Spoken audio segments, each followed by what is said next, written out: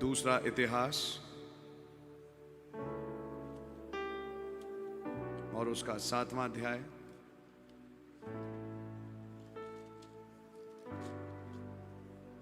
और हम उसकी 14वीं आयत पढ़ेंगे।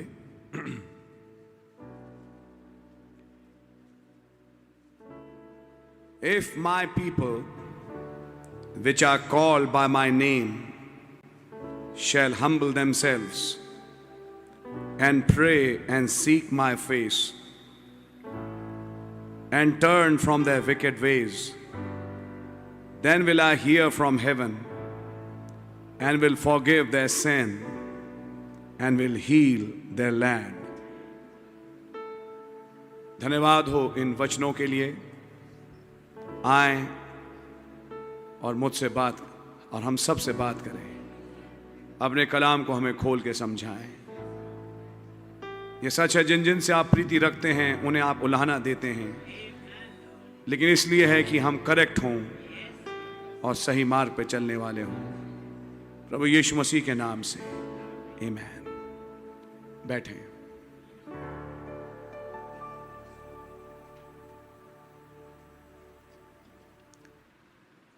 प्रभु का नाम मुबारक हो। आज शाम के इस बहुत ही सुंदर अवसर के लिए भाई राजीव चंद्रा उनके ग्रुप को खुदा ने मौका दिया। आप लोगों को बधाई हो और सब जो बाकी इकट्ठा हैं, प्रभु आप लोगों को बड़ी बरकत और आशीष दें। प्रभु का नाम मुबारक हो और प्रभु के नाम की जय स्तुति और तारीफ हो।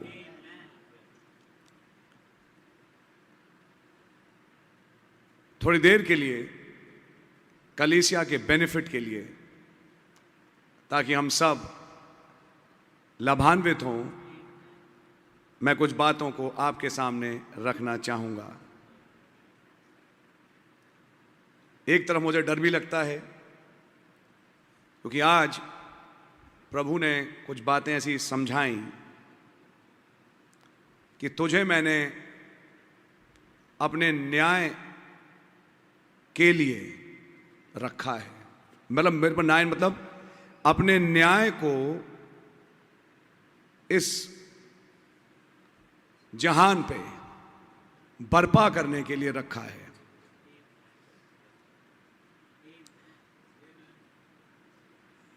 एक अजीब सी बात बोलूंगा। खुदावन ने कुछ बातें रखी कि जब अब वो एक न्यायाधीश बन के आए हैं, तो न्यायाधीश का काम होता है इन्वेस्टिगेट करना, न्याय करना और फिर न्याय बर्पा करना। हम जानते हैं कि खुदावन ने कैसे भाई ब्रैनम को इस्तेमाल किया कि उन्होंने पत्थर उठाया और फेंका और हवा सक हुई और फिर एक बवंडर आया और एक आवाज आई, पश्चिमी तट पर खुदावन का कहर बर्पा हो रहा है। मैं खैर उस लेवल का प्रचारक नहीं और ना ही मैं अपने आप को काबिल समझता, लेकिन प्रभु ने मुझे समझाया कि तुम्हें मैंने रखा है अपना न्याय बर्पा करने के लिए। तुम बोलोगे और लोग बर्बाद होंगे। तुम बोलो और तबाही आ जाएगी। अब समझ में आ रही है?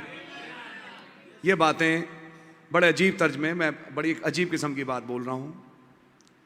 फिर मैं सोचने में विवश हुआ कि भाई प्रचार इतने दिन से तो कर ही रहे हैं, वही प्रचार जो किसी के लिए एक बरकत का बाइस बने। लेकिन अगर उसी प्रचार का, जैसे यीशु मसीह आए, उन्होंने प्रचार किया, जिन्होंने कबूल किया वो बच गए, जिन्होंने कबूल नहीं किया फिर आपको मालूम है उनके साथ क्या हुआ, और वो बर्बाद हो गए। और इज़राइल ऐसा मुल्क तबाह हो गया। समझ मारिए आपके। ये सच है कि खुदावन ने ये बातें रखी हैं। अब इसके पीछे क्या क्या हैं वो मैं आपके सामने नहीं बोल सकता, और ना आप जानने की कोशिश करें। केवल इतना जानें कि खुदावन अपने न्याय को बरपा, आपने अभी ट्यूसडे को मैसेज में सुना कैसे वो पत्थर मूरत पे लगा, स्पोकन वर्ड के द्वारा बोला और वो इमेज पूरी गिर के रेंगने लगी। आप समझ रहे मेरी बात? मैं आपसे केवल गुजारिश करूंगा आपके भाई होने के नाते, मैं नहीं चाहता कि मैं आपको बर्बाद करूं।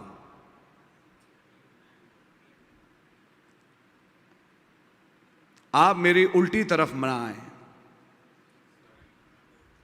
आप मेरी उल्टी तरफ अगर आ गए तो आप बर्बाद हो गए। मैं नहीं चाहूंगा कि आप बर्बाद हो और आप बर्बाद हो गए। फिर मैंने कहा जानने की कोशिश ना करें ये सब आप क्यों कह रहे हैं। जो प्रचारा गया वचन है, मैं कहूंगा एक सीधे मन से मान ले और मान के प्रभु के साथ सही होके चल ले। अब आइए मैं इस वचन पे आऊं। यदि मेरे लोग मन फिराएं, अपने आप को दीन करें, अब इसको मैं खाली एक आयत ही नहीं लेकिन एक नियम मानता हूं। यदि मेरे लोग जो मेरे नाम से कहलाते हैं, क्या आज ये प्रजा यहां बैठी है जो प्रभु के नाम की कहलाती है, तो आप बर्बाद नहीं होगे। अगर आप एक बात समझ लो, ध्यान रखना,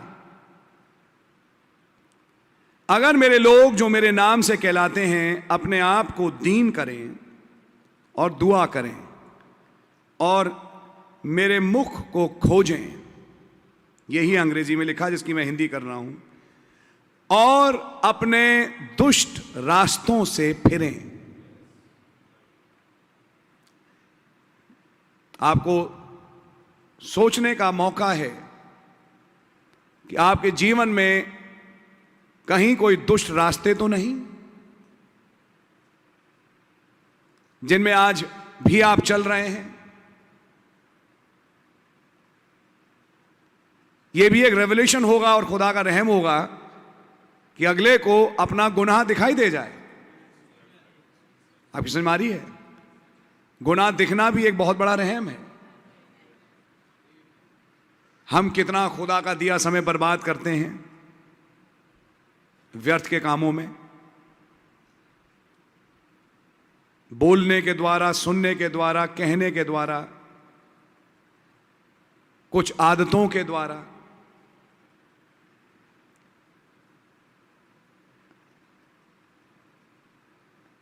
ये केवल मैं ही नहीं हूं ब्रदर, यहां पे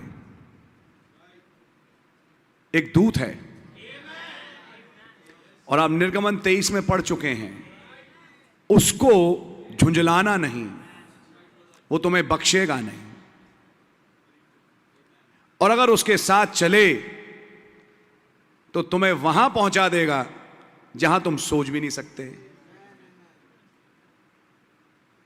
मारिए आपके, मैं आज बैठ के एनालाइज कर रहा था कि बेटे जब से तुम पास्टर बने, कुछ हैं, नाम भी मेरे सामने है, जो धीरे धीरे बर्बाद हो रहे हैं और बर्बाद हो गए। वो लौट के आ नहीं पाए।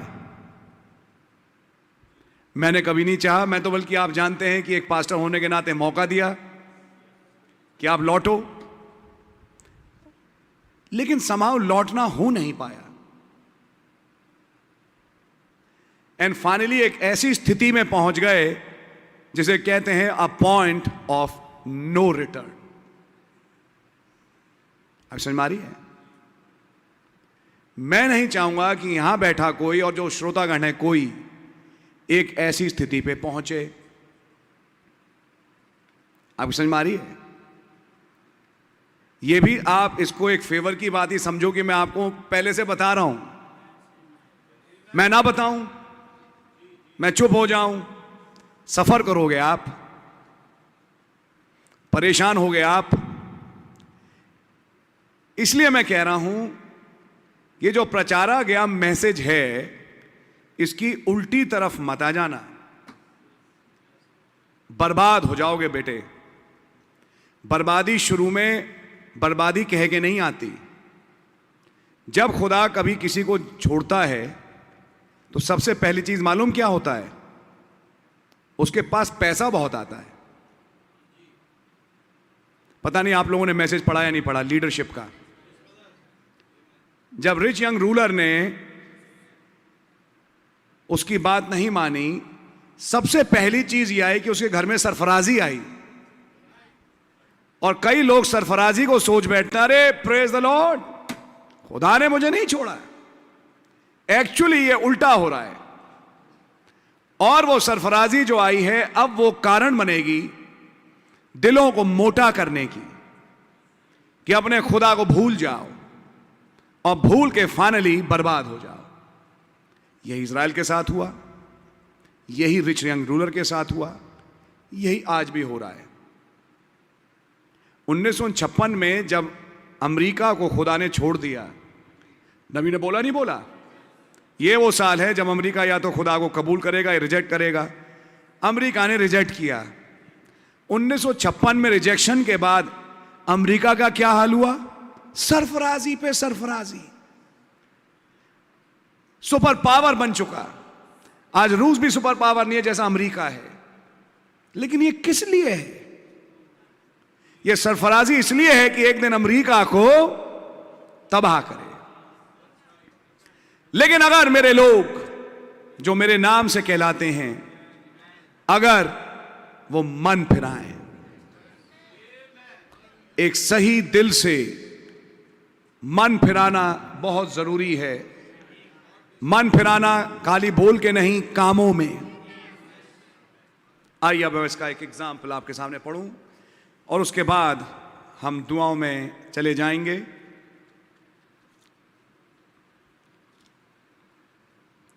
मेरे साथ निकालें पहला सैमुएल और उसका 7वां अध्याय। बैकग्राउंड यह है, वाचा का संदूक एली के गलत बच्चों के कारण, गुनाहों के कारण खुदा का वाचा का संदूक इज़राइल से जा चुका था। इकाबोद इज़राइल पे लिख चुका था। लेकिन वो वाचा का संदूक फिलिस्तीन देश में भी नहीं रह पाया और उन्होंने एक नई बैलगाड़ी पे उसे भेजा। वो वाचा का संदूक पहुंचा बेतशेमेश, फिर बेतशेमेश से किरियत यारीम, और अब किरियत यारीम में वाचा का संदूक एक घर में है जिसका नाम है अमीनादाब, और उसका एक पुत्र है एलियाजर जो कि उस वाचा के संदूक की देखरेख करता है। वाचा का संदूक इज़राइल में लौट के आ चुका है। मैं कहूंगा वचन लौट के आ चुका है। क्या आपको दिखाई दे रही है तस्वीर? और वहां लैंड में एक नबी है। जब वचन लौट रहा है उस सीजन में एक प्रॉफिट है लैंड में। क्या आपको तस्वीर दिखाई दे रही है? इस प्रॉफिट का नाम है सैमुएल। समझ में आ रही है आपके? और देखिए सैमुएल ने वाचा का संदूक गया क्यों? फिलिस्ती लड़े और फिलिस्ती वाचा का संदूक लेके चले गए। समझ में आ रही है आपके? वाचा का संदूक ले लाने का मतलब है घर से वचन का उठ जाना। जब घर से वचन उठेगा तो पैंटें औरतों की चालू हो जाएंगी, पजामियां पहनेंगी जो आजकल की पहन रही हैं, टी शर्ट पहन के घूमेंगी। आदमी हिप्पियों जैसा घूमेगा, ब्लाउज में जो टी शर्टें आजकल चल रही हैं वो पहनेगा। सोच रहा है बहुत सरफराज हूं, यह नहीं मालूम खुदा छोड़ चुका है। समझ में आ रही है आपके? जब वचन उठ के चला जाए तो फिर वचन के विरोध वाली बातें होती हैं। प्रॉब्लम क्या है, लोगों को बार बार डांटना अच्छा नहीं लगता, हम डांटे जाते हैं। अरे बेवकूफ, इस डांट में तुम्हारा जीवन छिपा है। एक दुष्ट आत्मा है जो तुम्हें मौत के घाट उतारना चाहती है कि तुम्हें तबाह करे। दुष्ट आत्माओं का तांडव तुम्हारे घरों में हो, यह होने के लिए दुष्ट आत्माएं हमेशा तैयार रहती हैं। लेकिन अगले को फुर्सत तो हो खुदा का कलाम सुनने की। आपकी कुछ समझ में आ रही है?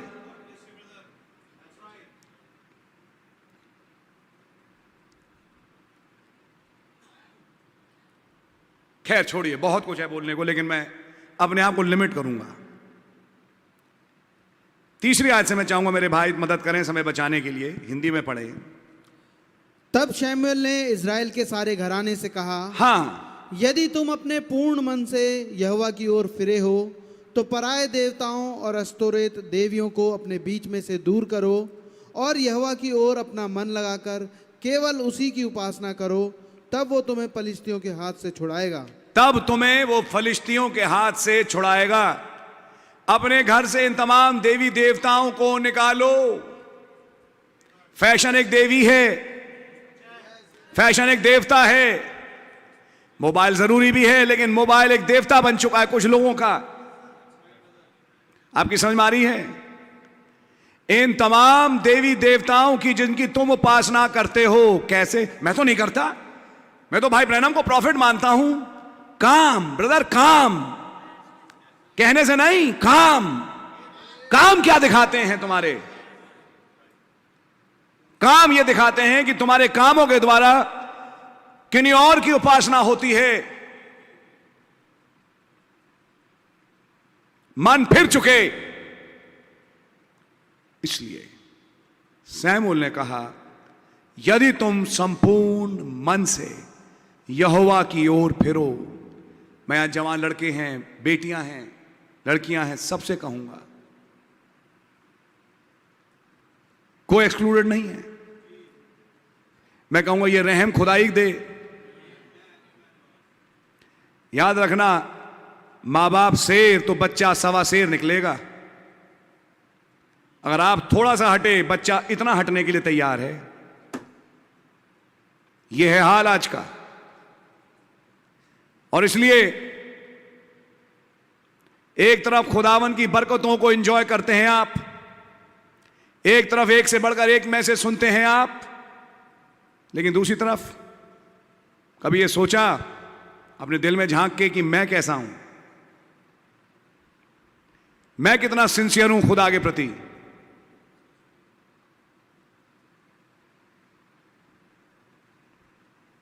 हम यहां पुलपिट पे चिट्ठे खोलने के लिए नहीं बैठे, लेकिन हां इसलिए तो जरूर बैठे हैं कि खुदावन आपसे खुद बात करे, जहां पर भी आप बैठे हैं, चाहे नेट पे चाहे यहां पर सुन रहे हैं।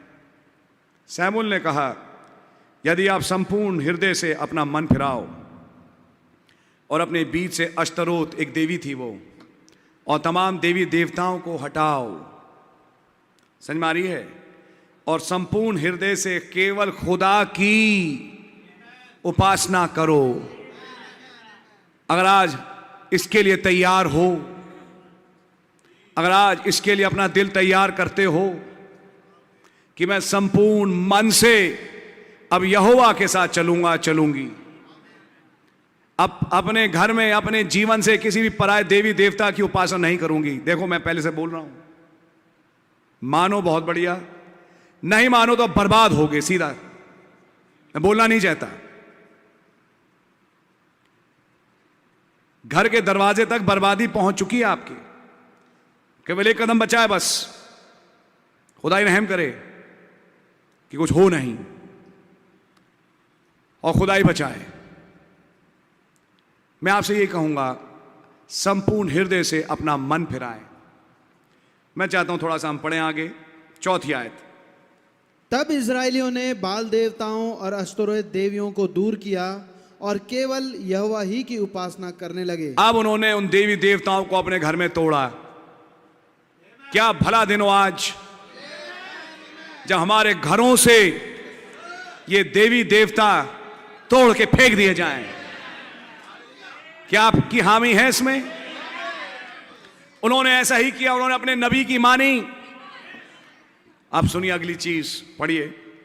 फिर सैमुएल ने कहा, सब इजरायलियों को मिस्पा में इकट्ठा करो और मैं तुम्हारे लिए यहोवा से प्रार्थना करूंगा। मैं कॉन्फ्रेंस बुलाता हूं, मिस्पा में आओ।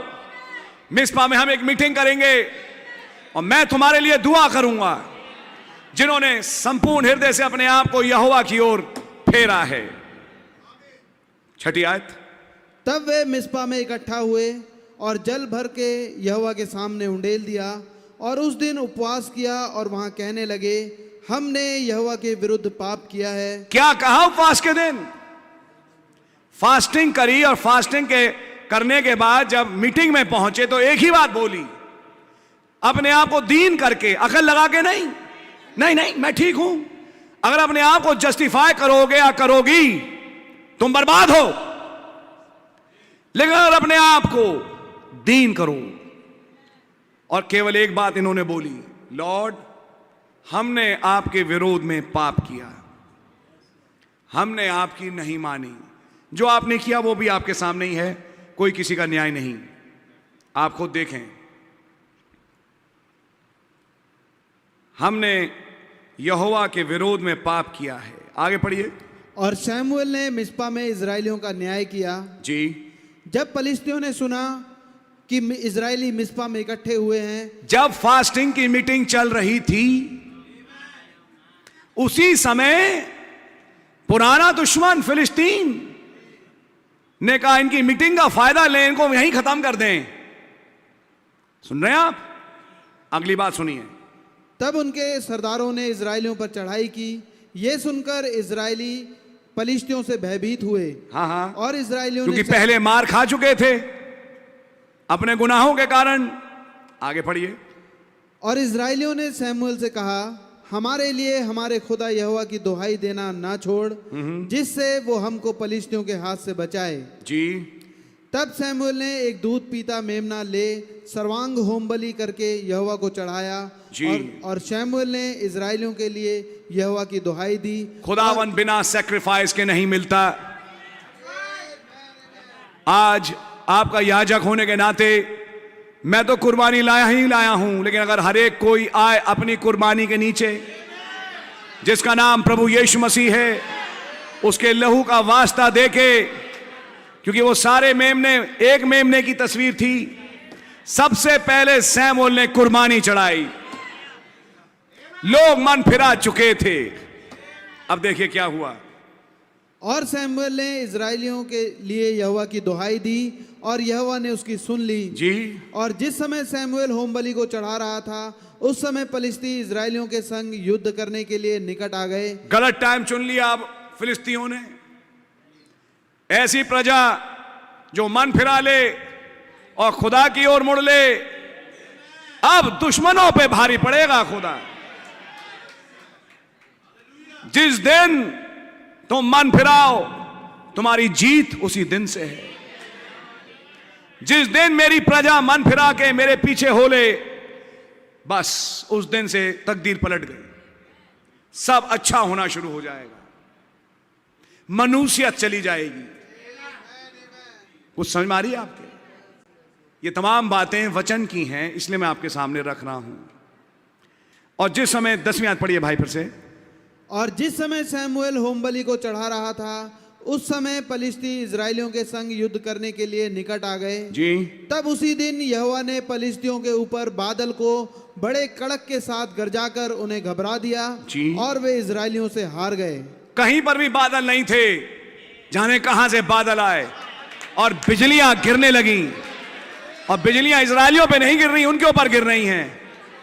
खुदावन ने डीमंस के ऊपर लाइट क्रैकल कर दी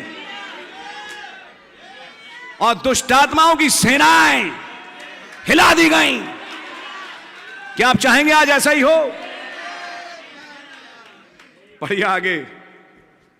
तब इजरायली पुरुषों ने मिस्पा से निकलकर पलिश्तियों को खदेड़ा और उन्हें बेतकर के नीचे तक मारते चले गए। अब आज कहानी उल्टी हो गई। अब फिलिस्ती नहीं मार रहे, ये मार रहे हैं फिलिस्तियों को। वो दुम दबा के भाग रहे हैं और इनकी तलवार की कौर बन रहे हैं, क्योंकि अब यहोवा इनके साथ है। आगे पढ़िए। तब शमूएल ने एक पत्थर लेकर मिस्पा और शेन के बीच में खड़ा किया जी। और ये कहकर उसका नाम एबेनेजेर रखा, यहां तक यहोवा ने हमारी सहायता की है। बस, गॉड ब्लेस यू। उस स्थान का नाम एबेनेजेर रख दिया। यहां खुदा ने हमारी आज मदद करी। मैं चाहता हूं आज शाम की मीटिंग एक एबेनेजेर बने। आज शाम एबेनेजेर यहां घटे। कहा जाए उस थर्सडे की शाम 7 जुलाई जब मैं गई और मेरे पीछे मेरे दुश्मन लगे हुए थे, शैतान मेरे को बर्बाद करने में लगा हुआ था, लेकिन धन्यवाद हो उस दिन मेरी सुन ली गई और यहोवा ने मेरी मदद करी। आपकी समझ में आ रही है? खुदा उनका नाम मुबारक हो। ये तब है जब मेरी प्रजा संपूर्ण हृदय से मेरी ओर मुड़े और वो मुझे पुकारे, मैं उनकी सुनूंगा। ये खुदावन का नियम है ब्रदर। आपका मन फिराना और खुदा की ओर फिरना और खुदावन को दुहाई देना सच्चे दिल से आपकी सबसे बड़ी जीत है। और आप तैयार रहें आज जब आप मन फिरा के आए हैं। मान लो कि आप में से कोई ऐसा है जो महसूस करता है कि नहीं भाई मैं तो उस कैटेगरी में नहीं हूं, डैनियल बन जाओ, जिसने अपनी प्रजा के गुनाहों के लिए खुदावन से दुआ करी और वो अति प्रिय कहलाया। क्या आपके लिए आज मौका है कि आप अपनी प्रजा के लिए, जो बाकी 7 ग्रुप हैं जो आज नहीं हैं और नेट के द्वारा सुन रहे होंगे मीटिंग, या जो भी उपवास में हो उनमें भी मैं कहूँगा, आपके लिए आज मौका है कि अपने लिए और अपनी प्रजा के लिए दुआ करें। प्रभु हमारे अविश्वास को क्षमा करें, हमारी तमाम बदकारियों से हमें निकाले। याद रहिए ये मीटिंग एबेनेजेर बनेगी आपकी, और आप भी ये कहेंगे आज खुदावन ने हमारी मदद करी। तुम कल ही जाके देखना, कल ही तुम्हारे दुश्मन तुम्हारे सामने भागते हुए दिखेंगे। खुदावन एक निगाह से देखते हैं और 10 रास्तों से भगा देते हैं। खुदावन के पास 10 तरीके हैं। बीमारियां खत्म होंगी, तनजुलियां खत्म होंगी, तमाम किस्म की बुराइयां घरों से समाप्त होंगी, खुदा की बरकतें मिलेंगी, अक्लें वापस आएंगी। समझ में आ रही है? यह है जब आप यहोवा की ओर फिरें। और ये कब हुआ? जब उन्होंने उपवास रखा। मैंने आपके सामने पढ़ा। God really bless you.